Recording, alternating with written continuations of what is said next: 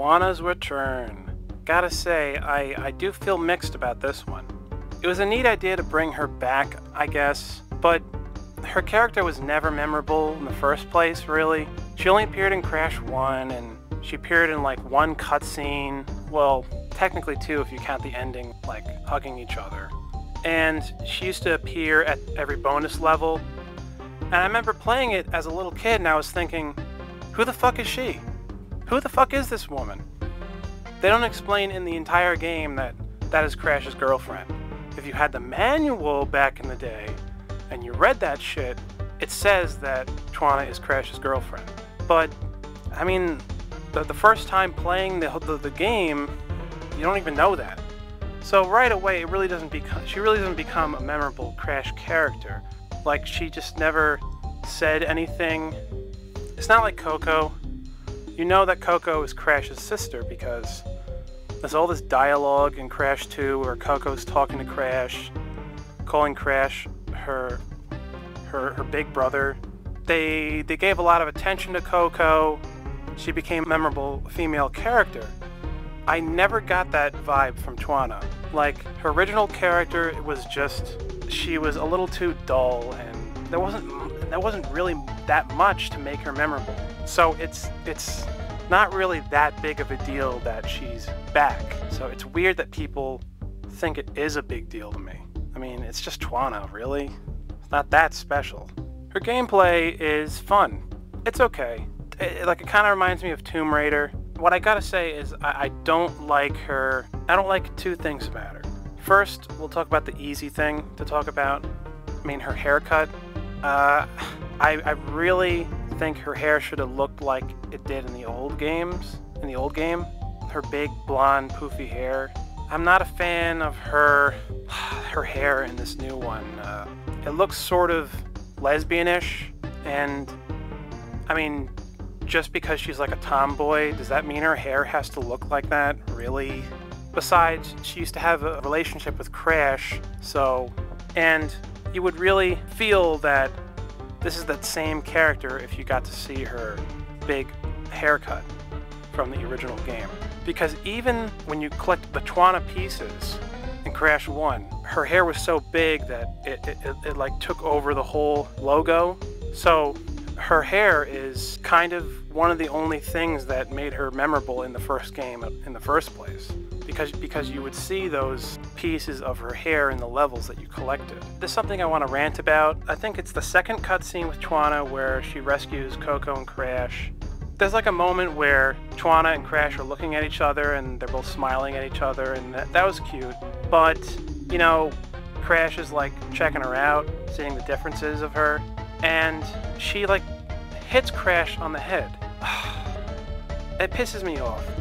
You see this stuff in anime all the time, and it can be okay and funny when you see it in anime, but when you see it in anime or other cartoons or whatever, it's usually when the guy isn't in the relationship with the girl, or it's when they don't have a history together for the most part. But here, I mean, this is the first time that Crash and Tawna are seeing each other after all these years. After all these years, that's what she does? That's like one of the first things she does to him is hit him on the head? I mean, I didn't like it. Like, I really, like, it did bother me. And I mean, it is a little funny. It's kind of a sexy moment in the game, but it's just something about it feels off. If they were romantically involved like how they showed them in the first game, can't there be something a little different? Like maybe in the second or third cutscene or whatever, she like hits him on the head or something. She could have done something else to Crash instead of like hitting him so hard on the head. Maybe like say something to him, or like rub his nose, or slightly like tap his nose and be like, hey, knock it off, silly. Like something like that. Why does she have to like bash him on the top of the head? Like he's so unworthy of the greatness of Tawna. This is like, fuck that shit. Are you kidding me? The classic, adorable Coco returns. once again in Crash 4. And she's quite a mixed bag. Like her design looks a little too much like how she looked in PS2 era, like later on. She looked more colorful looking in the old games. And I noticed that when you unlock her classic skin in the game, I mean, the difference is like night and day. Like, she's so much more colorful in her original version. I guess it's alright if you want to add little tweaks to her design to make her maybe look a little different, but I don't know, her hair doesn't look that good like it used to, and if you want to make little tweaks to her design, that's alright, but why do you have to, like, tone down the color, all the bright colors that she used to look like? And the same thing can be said for Crash, too. Coco looks, she definitely looks a little more different, though. Now, I have to say, this comes from a Crash purist. Growing up with Crash Bandicoot, I think Coco's personality has changed from her original personality. She used to be pretty different. She would be like annoyed and bothered by Crash, and she'd be a little stern. She was kind of naggy. Coco was like so into her computers, and she was kind of like quiet and kept to herself, sarcastic and... Crash? Crash? Crash! My battery is fried. Make yourself useful, big brother, and bring an extra battery for me. Are you there, Dad? That's the kind of Coco that I remember, that I'm nostalgic for. Now, you could make an argument, this is probably what they thought, oh, like you shouldn't have female characters like that nowadays, there's something sexist about it. I mean, if that's true, and I don't know if I agree with that, but if there's some nugget of truth in there, then fine, but couldn't you kept a little bit of that in there? I mean, she doesn't act anything like the way she used to act at all. And I loved Coco back in the day. Here she's very cheery, she's very peppy, she's like always happy, she's like very upbeat all the time, like in all the cutscenes, like, and it's very cute, like I get that, but it doesn't really feel like that original character's personality to me. Like, she was always annoyed by Crash and whatever. And maybe you can make some kind of argument like, oh, well, we all knew the Crash characters for so long, but we never really got to fully see Coco's character come out more until now. But even if you would make that argument, it's still Crash 4. Come on now. You should try to make it close to the way we grew up with that character.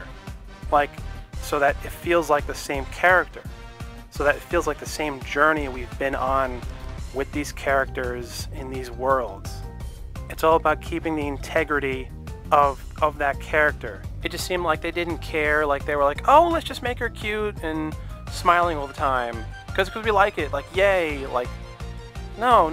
Like, it's exciting that Coco's here and you could play as her throughout all the levels.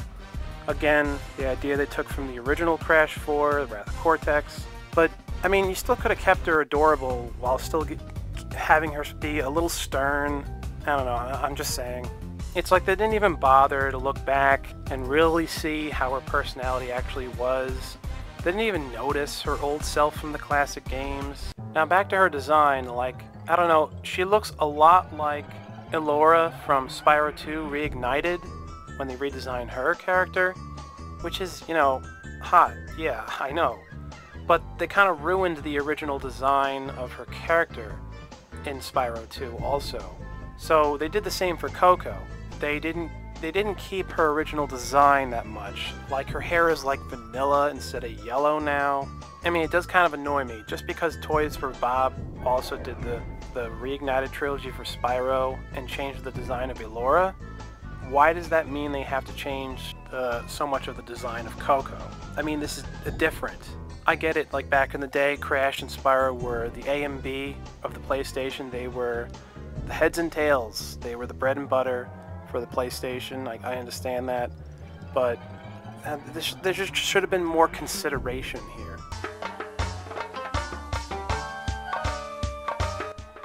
It's cool that Coco can play all of Crash's levels in this game, but why can't she do all of Crash's moves? What's that all about?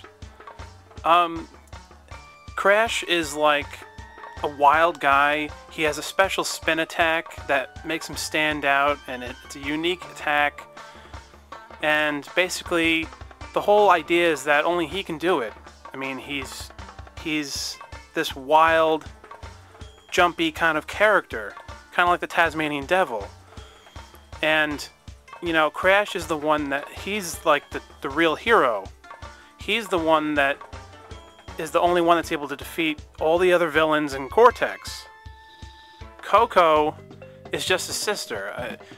She's a great character, and she's more into computers, and she like builds stuff like later on. Like she built the warp room machinery and stuff in Crash: The Wrath of Cortex.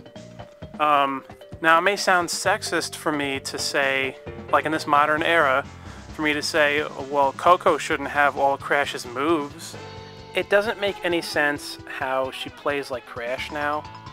Like her gameplay, like she spins like Crash, she can jump just as high as Crash, she can slide like Crash. Oh, like anything a woman could do, a man could do as well, or vice versa. Yeah, I understand that position, but it's really not about that. I'm not making a sexist statement. It's about the difference of the characters. Coco, if you look at her gameplay in The Wrath of Cortex, she's slower than Crash.